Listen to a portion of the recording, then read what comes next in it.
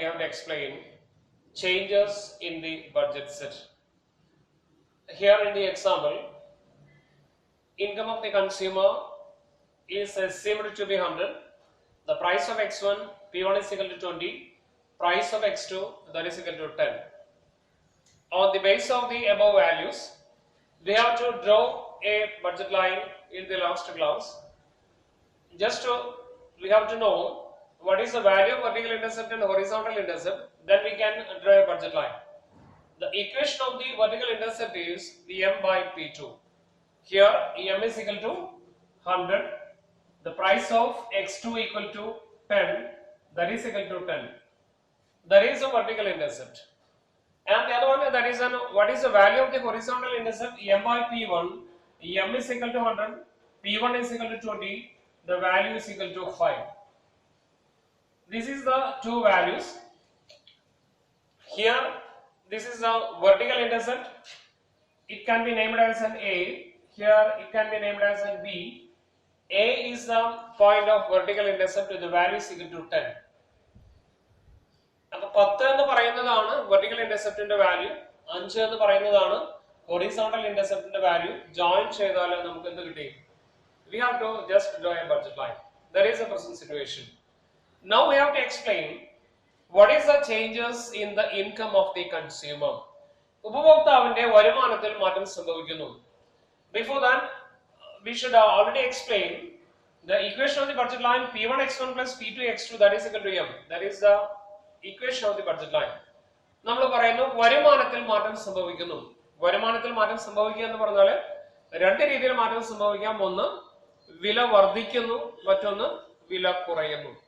നമ്മൾ ആദ്യം പറയുന്നത് when the income of the consumer increases, that is if M equal to 200, that means when the income of the consumer increases from 100 to 200 rupees, what will happen to this budget line? The equation can be written as P1x1 plus P2x2 equal to M dash. നിങ്ങൾ നോട്ടിലെല്ലാം അത് എഴുതിയിരിക്കും. ഒന്നൊന്നല്ല, P1x1 plus P2x2 equal M dash. M dash represents income increases. In the sense, instead of 100 rupees, income of the consumer increases to 200 rupees. What will happen to this budget line? Just we have to go through the equation of the vertical intercept and horizontal intercept. Now, income is equal to 200. The equation of the vertical intercept is M by P2. M is equal to 200. P2 is equal to 10. The price remaining the same. We just mentioned the income of the consumer is only changes. Price remain the same. Income increases to 200 rupees. At present situation, the vertical intercept can be named as an M by P2. M is equal to 200. P2 is equal to 10. The answer we will get, that is equal to 20. ഇല്ലേ? നമുക്ക് 200 എന്ന് പറയുന്നതാണ് പുതിയ income. 10 രൂപയാണ് നേരത്തെ നമുക്ക് തന്നിട്ടുള്ള വസ്തുവിന്റെ വില. നമ്മൾ ഡിവൈഡ് ചെയ്താൽ നമുക്ക് എന്ത് കിട്ടി? 20 നമുക്ക് കിട്ടി. ഹൊറിസോണ്ടൽ ഇന്റർസെപ്റ്റ് വരുമാനം 200 രൂപയാണ്. P1 എന്ന് പറയുന്നത് 20 രൂപ. We have to receive, that is equal to 10. ഇല്ലേ? പുതിയ വരുമാനം കൂടിയത് 200 രൂപയായിട്ട് വർദ്ധിച്ചു. ഒന്നാമത്തെ വസ്തുവിന്റെ വില 20 രൂപ നേരത്തെ തന്നിട്ടുള്ളതാണ്. നമ്മൾ ഡിവൈഡ് ചെയ്യുമ്പോൾ നമുക്ക് എന്ത് കിട്ടി? നമുക്ക് 10 നമുക്ക് കിട്ടി. This is a new horizontal intercept. This is a vertical intercept and the other one, that is a horizontal intercept. എന്ന് പറഞ്ഞാൽ നമ്മൾ ഗ്രാഫ് നമ്മൾ വരയ്ക്കുമ്പോൾ ശ്രദ്ധിക്കാൻ, നമ്മൾ ഗ്രാഫ് നമ്മൾ വരയ്ക്കുമ്പോൾ ഫോർ എക്സാമ്പിൾ ഇവിടെ നമ്മൾ ഇതേപോലെ 10 കഴിഞ്ഞാൽ 12, 14, 16, 18, 20 എന്നൊരു വാല്യൂ എക്സ് ആക്സിസിലാണെങ്കിൽ 5, 6, 7, 8, 9, 10 എന്ന് പറയുന്ന ഒരു ഗ്രാഫാണ് നമ്മൾ വേണ്ടത്. ഫോർ എക്സാമ്പിൾ നമ്മൾ പറയുന്ന ഒരു ലൈൻ നമ്മൾ വരച്ചു കഴിഞ്ഞാൽ ശ്രദ്ധിക്കുക, ഈ പറയുന്ന ഒരു വാല്യൂ നമ്മൾ 20 ആയിട്ട് കൺസിഡർ ചെയ്താൽ 10 കഴിഞ്ഞാൽ നേരിട്ട് 20 എഴുതാൻ പാടില്ല. 8, 10 കഴിഞ്ഞാൽ 12, 14. ഞാൻ കൂടുതൽ സ്പേസ് പോകും എന്നുള്ളത് കൊണ്ടാണ് അങ്ങനെ ചെയ്തിരിക്കാം. ഈ ഒരു വാല്യൂ 20 ആണെങ്കിൽ ഇവിടെ നമ്മൾ പറയുന്നത് this is a value for 10 അല്ലേ.